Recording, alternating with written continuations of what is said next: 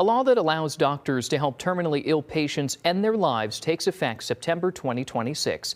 Illinois becomes the first Midwest state to allow medical aid in dying. The law took more than a year of debates and several legislative sessions to pass through the House and Senate.